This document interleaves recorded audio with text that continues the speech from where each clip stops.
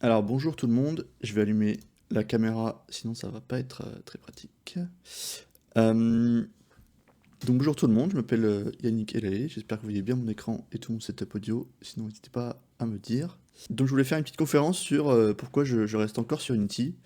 Il y a cet aspect où en fait j'ai essayé différents moteurs et j'ai exploré différentes choses, et après pas mal de temps, bah en fait je reviens sur Unity, et mine de rien je vais vous expliquer un peu pourquoi, et un peu mon parcours aussi qui explique tout cela. Alors bon bah de toute façon on va parler un peu de manière un peu progressive, ça va être un peu au fil de l'eau. J'ai voulu ça comme une conférence un peu entre guillemets storytelling dans le sens bah, expliquer aussi pourquoi il y a la technologie aussi reliée aux usages et aux usages notamment du développeur et du développeur solo ou dans une équipe. Donc mes premières années sur Unity, globalement moi j'ai commencé en 2012-2013. J'ai fait du Flash avant de faire du Unity. Et en fait à cette époque bah, Unity arrivait et venait pas mal casser les codes. Il y a ce côté où en fait on savait pas trop ben, comment. Enfin, moi, je faisais mon premier jeu, j'étais vraiment en sortie d'études, et on savait pas encore trop ce que c'était un éditeur de jeu. Avant, on avait vraiment que des langages et des manières de faire des jeux avec du pur code. Donc, il y a cet aspect où moi, j'apprenais encore beaucoup le code, mais c'était quand même possible de shipper un jeu. Et notamment, je préparais une petite vidéo sur ma chaîne YouTube sur l'histoire d'Unity. Et il y a cet aspect où, ben, quand même, on pouvait shipper des jeux malgré qu'il y ait pas mal de features qui manquaient. Et notamment tout ce qui était 3D, c'était encore assez léger, mais on pouvait faire des jeux en 2D. Donc après, pendant quelques années, j'ai fait des serious games, et j'ai appris un peu tout ce qui est l'aspect industriel et productif, dans le sens où, bah, mine de rien, Unity, ça permet aussi de faire des jeux qui sont plus des simulations, des applications, et notamment Unity a aussi beaucoup été développé par rapport à son aspect mobile, et qui continue encore aujourd'hui, mais l'industrie est un peu différente sur le mobile. Et c'est vrai que l'usage d'Unity bah, va un peu, entre guillemets, shape up ou former justement ce que contient cet aspect mobile. Donc c'est vrai qu'on apprend encore beaucoup Unity pour faire du mobile et faire des applications mobiles. Et mine de rien, c'est vrai que dans l'histoire d'Unity, c'est assez important, ce côté très polyforme.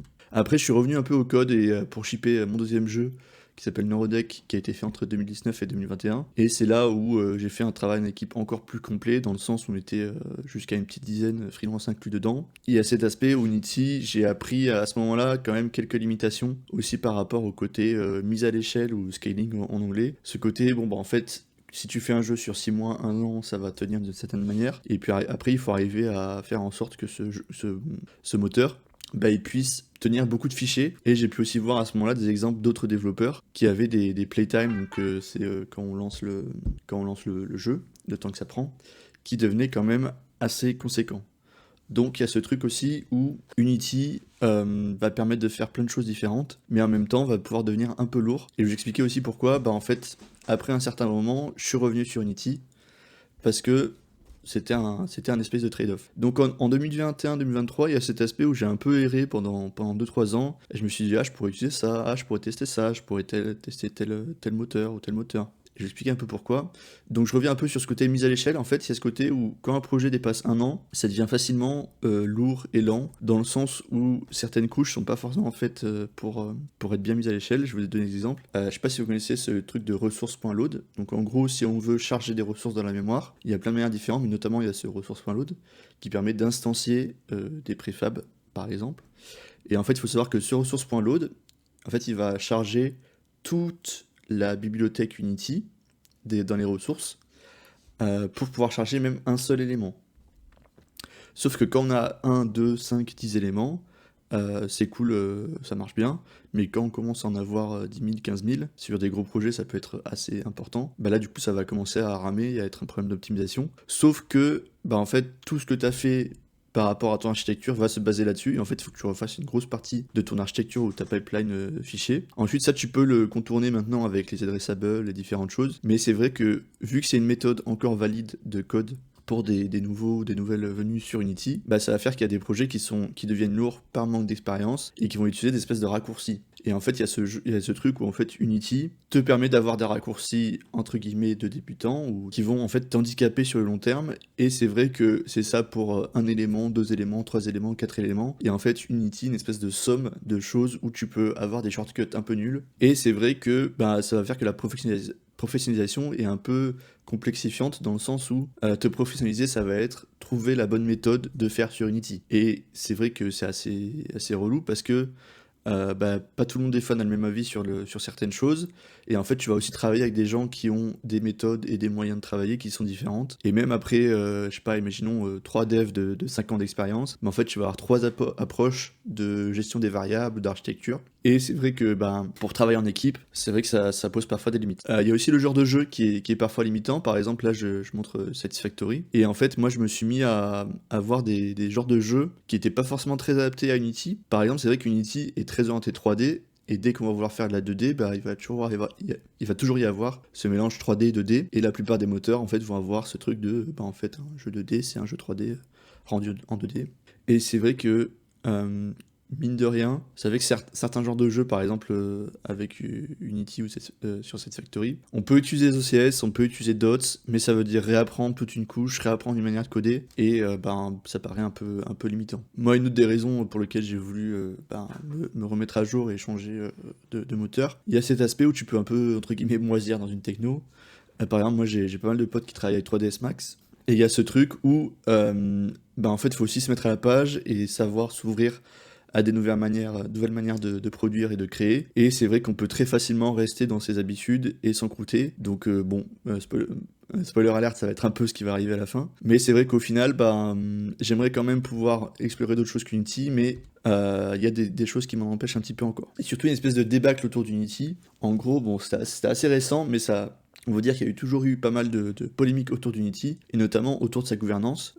Si vous voulez venir à la conf de 11h, j'en parlerai un peu par rapport aux différents moteurs de jeu. Il y a cet aspect où en fait, Unity, la gestion, elle est assez capitalistique, elle est même très capitalistique, dans le sens où ils ont plein d'intérêts différents, et leur argent vient par exemple à 25% des services et à 25% de la simulation, de la défense, etc. Donc eux, ils vont investir par exemple dans des choses qui ne me concernent pas forcément trop en tant que développeur 2D. Et c'est vrai qu'au final, il y aura beaucoup de débâcles, beaucoup d'orientations d'Unity qui vont pas être favorables pour moi. Et mine de rien, ça fait que, par exemple, l'aspect des tilemaps, je vais en reparler après, mais il y a un aspect des tilemaps où moi j'aimerais que ça évolue, et en fait ça évolue pas. Donc en fait, on va parler un peu de ces features qui seront pas forcément assez mises à jour, à mon goût en tout cas. L'apprentissage, donc en fait, c'est vrai qu'il y a des raisons pour lesquelles je suis revenu, je suis pas resté sur Godot. C'est l'apprentissage, il y a ce côté où en fait, moi j'aimerais produire des jeux assez rapidement. Et mine de rien, pour produire des jeux rapidement, il faut être efficace. Et là, j'ai 10 ans d'Unity d'apprentissage dans les pieds, on va dire. Et c'est que, en fait, je dois tout réapprendre. Et mine de rien, c'est une énorme dette, design, on pourrait dire. Et mine de rien aussi, il y a aussi ce côté où Godot, c'est un changement complet. Il y a du C#, mais il est pas terrible, donc tu es obligé de passer par du JavaScript. T'as le software, t'as aussi un paradigme autour du fait qu'il n'y ait pas les composants, donc c'est vraiment un objet, une classe. Et c'est vrai que la transition est quand même assez forte, et au final, aujourd'hui, il faut apprendre Godot quand on débute ou quand on démarre tout ce qui est game dev, etc. Si jamais vous êtes encore très jeune et que vous n'avez pas encore trop exploré Unity, franchement, allez sur Godot parce que c'est vraiment le futur, moi j'y crois encore beaucoup. Mais en fait, ça va se développer en parallèle d'Unity. Et moi, je pense que ça va me prendre beaucoup de temps pour être aussi efficace sur l'un comme sur l'autre. Mais en même temps, Godot a quand même beaucoup d'avantages. Et le temps aussi que Godot mature, je pourrais aussi me reprendre de mon côté. Donc, un des trucs un peu embêtants pour lequel je suis revenu sur Unity, c'est la complétude. Je sais pas à quel point ce mot est français, mais je croyais qu'il sonnait bien. C'est ce côté, par exemple, j'ai mis un exemple de l'asset store. Donc il n'y a pas d'asset store sur Godot, et c'est vrai que quand on est dev pro sur Unity, c'est un peu à double tranchant, c'est un peu pareil, c'est que soit on va utiliser beaucoup l'asset store et du coup on va être dépendant d'outils qu'on connaît pas, mais c'est vrai que de temps en temps, une feature très spécifique, c'est toujours cool.